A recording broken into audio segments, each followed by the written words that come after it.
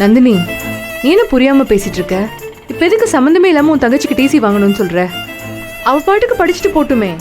இப்ப போய் டிசி வேற வாங்கி உடனே போய் ஒரு ஸ்கூல்ல மாத்தி மறுபடியும் எல்லாத்தையும் முதல்ல இருந்து ஆரம்பிச்சு இதெல்லாம் நடக்கிற காரியமா? எதுக்கு இப்படி பண்ற? அது அப்புறம் பாத்துக்கலாம்க்கா. இப்போதைக்கு அவங்க படிக்க கூடாது, அவ்வளவுதான். ஏன் இப்படி பிடிவாதமா இருக்க? ஏன்னா அவங்க சொல்றது சாதாரண பழி இல்லக்கா, திருட்டு பழி. முன்னாடியில இருந்தே என் மேல திரும்ப திரும்ப திருட்டு குற்றம் சொல்லிட்டே தான் இருக்காங்க. அதெல்லாம் என்ன ரொம்ப பாதிச்சிருச்சுக்கா. ஆனா இந்த விஷயம் என் தங்கச்சியையும் சேர்த்து பாதிக்குது. அவ வளர்ந்து பெரியவளானதும் அவங்க வீட்டு திருட்டு காசுல தான் படிச்சானுவாங்க. அது எப்படிக்கா விட முடியும்? எனக்கு என்னமோ நீ கொஞ்சம் ஓவர கற்பனை பண்றியோன்னு தோணுது.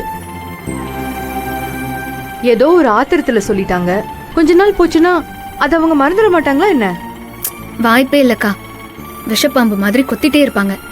காலம் பூரா அதை சொல்லி காட்டுவாங்க. எனக்கும் அந்த உறுத்தல் இருந்துட்டே தான் இருக்கும். அதுதான் ஏன் வருதுங்கிற. உனக்கு எதுக்கு உறுத்தல் வரணும்? நீ தான் எந்த தப்பும் செய்யலல்ல. யாருக்கிட்டயும் போய் நீ கையேந்தல. ஸ்கூலுக்கு போன, எழுதி கொடுத்த, சீட்டு கிடைச்சிருச்சு, உன் தங்கச்சியை போய் சேர்த்துட்டோம். என்ன ஒண்ணு, அது ஃப்ரீ சீட்டுன்னு நீ நினைச்ச. இப்போ யாரோ ஒருத்தங்க பணத்தை கட்டியிருக்காங்கன்னு உனக்கு தெரிஞ்சிச்சு. யாரோ ஒருத்தர் இல்லக்கா, இவங்க வீட்ல இருந்து தான் கட்டியிருக்காங்க. சரி, அதான் இருந்துட்டு போட்டுமே. அது என்ன சுந்தரவள்ளி அம்மா மட்டும் சம்பாரிச்ச பணமா? சூர்யா அண்ணனும் அருணாச்சல ஐயா தானே சம்பாரிச்சிருக்காங்க. அதுவும் போக அந்த வீட்டுல நீ ராப்பகல உழைச்சிட்டு இருக்க. இந்த பணத்தை வாங்குறதுக்கு உனக்கு எல்லா உரிமையும் இருக்கு நந்தினி. என்னக்கா நீங்க? நான் இப்படி பேசிட்டு இருக்கிறது உனக்கு பிடிக்காதுன்னு எனக்கு தெரியும். இருந்தாலும் இந்த விஷயத்துல உன்னோட பிடிவாதம் தப்புன்னு எனக்கு தோணுதுமா. அதனால தான் நான் சொல்றேன், பிள்ளைங்களோட படிப்புக்காக என்ன வேணா செய்யற ஊர் இது. அதுவும் பொம்பளை பிள்ளைங்களோட படிப்பு தான் நம்ம அவங்களுக்கு கொடுக்கற மிகப்பெரிய சொத்து. தெரிஞ்சோ தெரியாமலோ ரஞ்சிதாக்கு இப்படி ஒரு வாய்ப்பு கூடி வந்திருக்கு. அவளும் நல்லா படிக்கிற பொண்ணு தானே, படிச்சுட்டு போட்டுமே. நீ கொஞ்சம் இந்த விஷயத்துல விட்டு கொடுத்து தான் போய. முடியாதுக்கா, இதுக்கு மேல நான் கேவலப்பட முடியாது. உங்களை என் கூட பிறந்த பொறுப்பா நினைச்சு கேக்குறேன். எப்படியாச்சும் என் கூட வந்து அந்த பள்ளிக்கூடத்துல இருந்து டிசியை வாங்கி கொடுத்துருங்கக்கா. உங்க காலில் வேணாலும் விழுறேன். ஏய், ஏன் இப்படி எல்லாம் பேசிட்டு இருக்க? முதல்ல இந்த மாதிரி எமோஷனல் ஆகுறது ஃபர்ஸ்ட் நிறுத்து. ஒரு பிரச்சனை வந்தா அதை எப்படி ஸ்மூத்தா முடிக்கணுங்கிறத யோசிச்சு பாரு. இப்போ என்ன, நேரா ஸ்கூலுக்கு போகணும், பிரின்சிபலை பார்த்து டிசியை வாங்கணும், அவ்வளவுதானே? ஆமாக்கா, அப்படியே அவங்க கட்டின பணத்தையும் திரும்ப வாங்கணும். அதை எப்படி நந்தினி தருவாங்க? நம்ம வேணா கேட்டு பார்க்கலாம். அக்கா, டிசி கொடுத்துட்டா அப்புறம் அதுக்காக வாங்கின காசையும் திருப்பி தரணும் தானே? அதானக்கா முறை. அது எனக்கு தெரியல, முதல்ல கேட்டு பார்க்கலாம். நீயும் உன் மனசுக்குள்ள நீயே கேட்டுக்கோ, நம்ம செய்ய போற விஷயம் சரிதானா இல்ல அவசரப்படுறோமான்னு நல்லா யோசிச்சு பார்த்துக்கோ. யோசிக்கிறதுக்கெல்லாம் ஒன்றும் இல்லைக்கா, நீங்க வாங்க.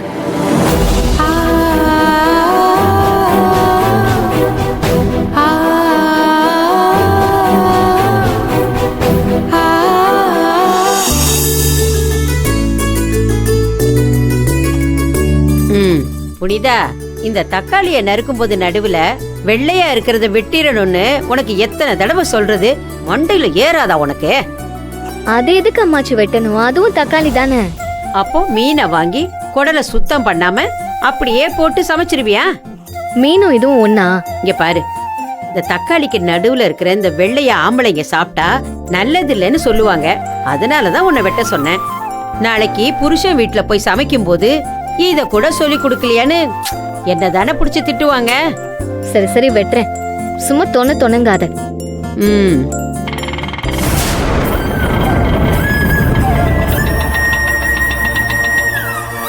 வெயிட் பண்ணுங்க, இது வந்துடும். சரிம்மா.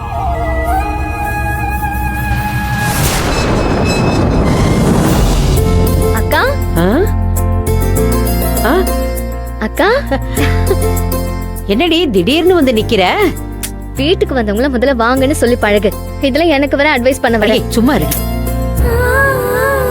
எங்க ரஞ்சிதாவை காணோம்? ரஞ்சிதாவா? இப்பதானே கொஞ்ச நேரத்துக்கு முன்னாடி வந்து சூர்யா தம்பி கூட்டிட்டு போனாரு. சூர்யா சார் இங்க வந்தாரா?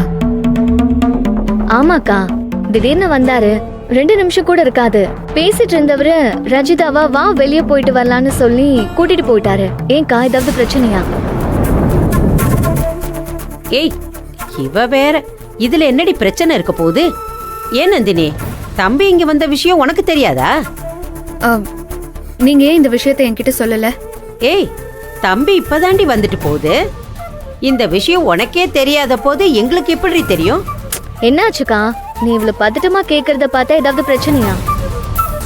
புனிதா, அதெல்லாம் ஒண்ணும் இல்லம்மா. இவருக்கு எதுக்குக்கா இந்த வேலையெல்லாம்? சம்பந்தமே இல்லாம இங்க எதுக்கு வரணும்? எதுக்கு ரஞ்சிதாவை கூட்டிட்டு வெளியே போகணும்? சரி விடு, அண்ணன்கிட்டயே கேட்டுக்கலாம்.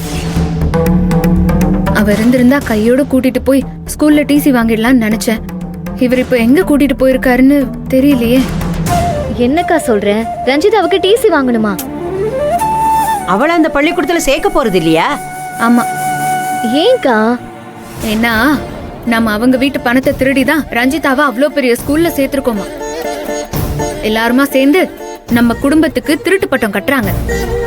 என்ன வேற என்ன பண்ண சொல்றீங்க? என்னம்மா சொல்ற இவ? ஆமாம்மா, அவ சொல்றதெல்லாம் உண்மைதான்.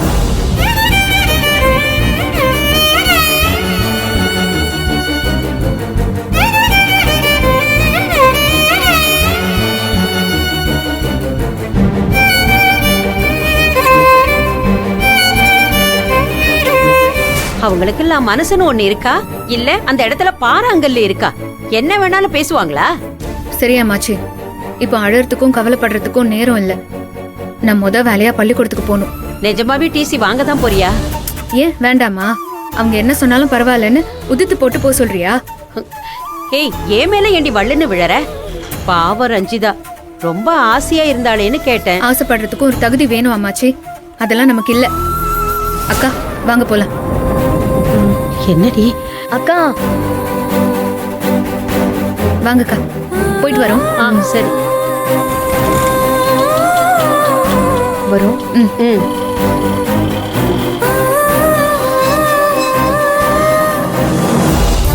சூர்யா சார், நீங்க ஏன் இவ்வளவு தூரம் வந்திருக்கீங்க? ஒரு ஃபோன் பண்ணிருக்கலாமே. நோ மேம், அது கொஞ்சம் மரியாதையா இருக்காது. அதனால தான் நான் நேர்ல வந்திருக்கேன். She is Ranjitha.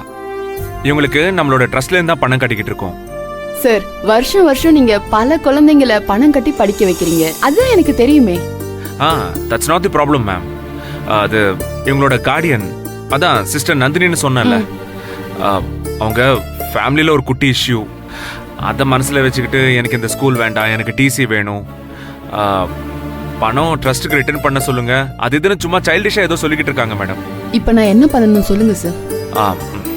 அது ஒன்றும் இல்லை மேடம். Two one thing.